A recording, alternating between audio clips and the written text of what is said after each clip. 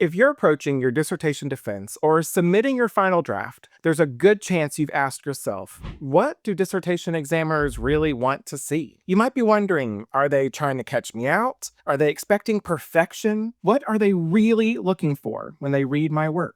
I'm Dr. Matthew Courtney from Grad Coach. Over the years, our team has helped over 10,000 graduate students complete their dissertations and theses. And today, I'm going to break down what dissertation examiners are really looking for when they evaluate your work. When I was finishing my own dissertation, I remember thinking that examiners were looking for some kind of hidden brilliance that I didn't have. I imagined them reading with a red pen, hunting for mistakes or reasons to fail me. In reality, that's not how most examiners approach this process at all. Most examiners want to see a competent, defensible piece of research that shows that you can think and work as an independent scholar. First and foremost, examiners want clarity. They want to understand what problem you're studying, why it matters, and how your study addresses it. This means your research questions need to be clearly stated, logically connected to the literature, and consistently reflected in your methods and analysis. Confusion is one of the biggest red flags for examiners, not complexity. Second, they're looking for coherence. Your dissertation should tell a clear,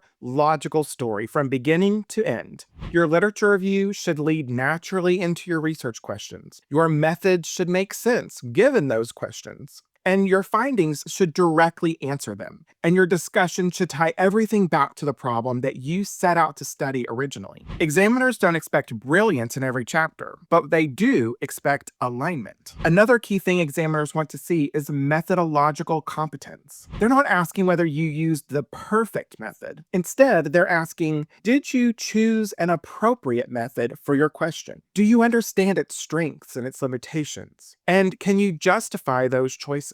Being able to explain why you did what you did is often more important than the method itself. Examiners also care deeply about your engagement with the literature. They want to see what you understand and that you understand the scholarly conversation you're entering into. This doesn't mean citing everything ever written on your topic. It means showing that you can synthesize key ideas together, identify gaps, and position your study within the existing body of work. Surface-level summaries without critical engagement are a common weakness examiners notice. We cover all of the skills of synthesis extensively in our free research toolkit, so be sure to grab a copy. You can find a link in the description. Another thing that surprises many students is that examiners expect imperfections. Every dissertation has limitations. What matters is whether you acknowledge them honestly and thoughtfully. Examiners want to see that you understand where your study is strong, where it might be constrained, and what future research could build on your work. Pretending your study is flawless can actually hurt you in the long run. Finally, examiners are looking for evidence that you did the work and that you understand it. This is especially important in the defense or the viva. They want to hear you explain your decisions, reflect on your findings, and demonstrate ownership of the project. You don't need to have an answer for everything, but you do need to show that you can think critically about your own research. We've got a video covering some of the key questions you need to be able to answer in your defense.